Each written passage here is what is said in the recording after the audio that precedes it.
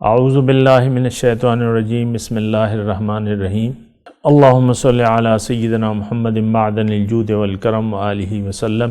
سامعین و ناظرین اکرام، السلام علیکم ورحمۃ اللہ وبرکاتہ۔ آج کا ہمارا موضوع ہے کہ ذکر الہی کی حقیقت۔ لیکن یہ عام طور پہ یہ بات جو ہے ہم سنتے رہتے ہیں، ذکر اذکار، اس کا ہم سنتے ہیں نا، ذکر اذکار یہ وہ، اور تسبیحات بھی آپ دیکھتے رہتے ہیں، اور ابھی تو وہ انگوٹھیاں بھی آ گئی ہیں، انگوٹھی پہن لیتے ہیں لوگ، اس کو دباتے رہتے ہیں تو ذکر ہوتا رہتا ہے، تسبیح پھیرتے رہتے ہیں تو ذکر ہوتا رہتا ہے۔ مطلب یہ ایک عام لفظ ہے، لیکن بات یہ ہے کہ جو حقیقی ذکر ہے وہ ہمیں نہیں بیان کیا جاتا یا ہم پوچھتے نہیں ہیں۔ ذکر الہی، اللہ کی یاد، یعنی سب سے پہلے آپ اس کے جو حقیقی معنی ہے اس کو آپ دیکھیں اور جانیں کہ ذکر کہتے ہیں یاد کرنے کو، یاد رکھنے کو یا یاد کرنے کو، اس کو کیا کہتے ہیں؟ تو یہ مطلب ذکر اصل میں جو عربی لفظ ہے، اور اس کا معنی یاد کرنا ہے یا یاد رکھنا ہے، اور ہر چیز اپنے تضاد سے پہچانی جاتی ہے۔ متضاد رات ہے تو اس کا متضاد جو ہے وہ دن ہے، میٹھا ہے کڑوا ہے، ٹھنڈا ہے گرم ہے، ہر چیز اپنے متضاد سے پہچانی جاتی ہے، یہ ایک اصول ہے۔ تو یاد رکھنا، یاد کرنا یا یاد رکھنا، اس کا متضاد کیا ہے؟ بھلا دینا، بھول جانا یا بھلا دینا، یہ اس کا متضاد ہے۔ یعنی اس معنی میں آپ لے لیں، یا تو اللہ تعالیٰ آپ کو یاد ہے زندگی گزارتے ہوئے، یا آپ بھول چکے ہیں یا آپ نے بھلا دیا ہے۔ یہ میں نے مطلب مختصر سا آپ کو وہ بتا دیا، اس میں بہت سارا مضمون ہے۔ یا تو آپ زندگی گزارتے ہوئے اللہ کو یاد رکھتے ہیں، یا آپ اللہ کو بھلا کے زندگی گزارتے ہیں۔ اچھا، اس میں ایک دوسری بات جو ہے وہ یہ ہے کہ آپ جب بچہ جوان ہوتا ہے، دنیا میں آ کے یہ اپنے ہوش سنبھالتا ہے یا ہوش کا مالک بنتا ہے، اس کے سامنے دو راستے ہوتے ہیں، ظاہر اور باطن۔ ظاہر تو جو نظر آ رہا ہے، جو آپ محسوس کر رہے ہیں، وہ ظاہر ہے، اور ایک ہے باطن۔ باطن آپ کو نظر نہیں آ رہا۔ تو اب یہ جب بچہ جوان ہوتا ہے یا ہوش سنبھالتا ہے، یا اس پہ ذمہ داری آتی ہے اللہ تعالیٰ کی طرف سے کہ اس نے وہ کام کرنا ہے جس کے لیے اس کو بھجوایا گیا ہے، اب یا تو اب اس کام کا تعلق تو باطن سے ہے، یعنی ہمارا مقصود تو باطن ہے جو کہ نظر نہیں آ رہا۔ تو اللہ تعالیٰ کی ذات جو ہے وہ تو آپ کی ہمارے سب کے وہم و گمان سے بالا ہے، ایک بات۔ دوسری بات یہ ہے کہ اس کا تعلق باطن سے ہے، جس طریقے سے یعنی باطن کی شروعات ہمارے اپنے وجود سے ہوتی ہیں۔ اگر آپ اس کو نوٹ کریں کہ باطن تو ہمارے اندر ہے، ہمارا ایک ظاہر ہے اور ایک باطن ہے۔ تو بچے کو یا ذمہ دار آدمی کو چاہیے کہ وہ پہلے اپنے آپ کو پہچانے، اپنی حقیقت کو پہچانے کہ میں کون ہوں۔ جب تک وہ اپنے آپ کو، انسان جب تک اپنے آپ کو نہیں پہچانتا، وہ اپنے رب کو نہیں پہچان سکتا۔ یہ ایک بات نوٹ کر لیں۔ اگر آپ ظاہر کے اسیر ہیں اور آپ کو کچھ اور نظر ہی نہیں آ رہا، یعنی محسوس ہی نہیں ہو رہا، دیکھیں نظر تو ہمیں باطن، اللہ نظر تو نہیں آ رہا، لیکن اللہ کی نشانیاں تو نظر آ رہی ہیں نا۔ آپ خود انسان اللہ کی قدرت کا ایک شاہکار ہے۔ الم نجعل لہ عینین ولسانا وشفتین وہدیناہ النجدین، کیا میں نے اس کی دو آنکھیں نہیں بنائیں؟ اور الم نجعل لہ عینین، اس کی زبان، اس کے دو ہونٹ میں نے نہیں بنائے۔ انسان سب سے پہلے میں آپ کو بتاؤں اللہ تعالیٰ کی سب سے بڑی نشانی ہے۔ حدیث میں آتا ہے کہ حدیث قدسی ہے کہ انسان میرا راز ہے اور میں انسان کا راز ہوں، الانسان سری و انا سر۔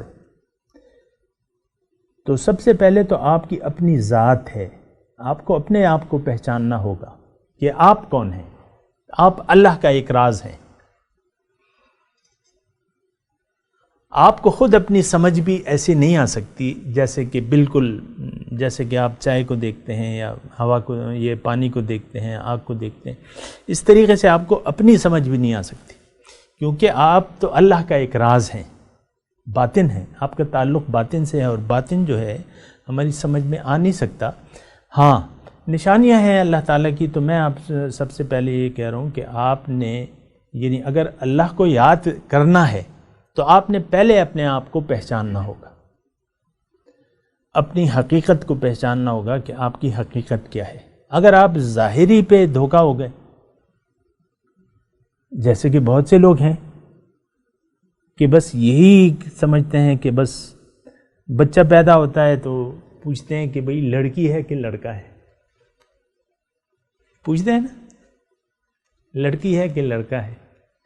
اب یہیں سے وہ غلطی شروع ہو جاتی ہے نا، یہ تو ایک روح ہے بھائی، روح آئی ہے، جسم اس کو جو بھی دیا ہے اللہ تعالیٰ نے وہ اللہ تعالیٰ کی حکمت ہے، لیکن ہے تو وہ ایک روح ربانی ہے جو کہ عالم ارواح سے آئی ہے، اس میں یعنی عالم اجساد میں آئی ہے، یہ اس دنیا میں آئی ہے، اور اس کا ایک مقصد ہے۔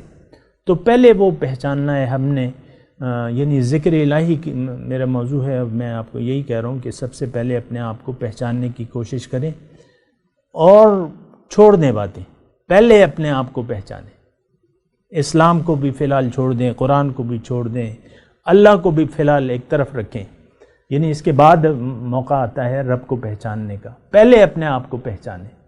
آپ اپنے ہی آپ کو پہچاننے سے انکار کر رہے ہیں اور ظاہر کے گرداب میں پھنسے ہوئے ہیں، تو آپ کو تو پھر کچھ سمجھ میں نہیں آئے گی، نہ قرآن کی آئے گی، نہ اسلام کی آئے گی، نہ اللہ کی آئے گی، نہ رسول کی آئے گی۔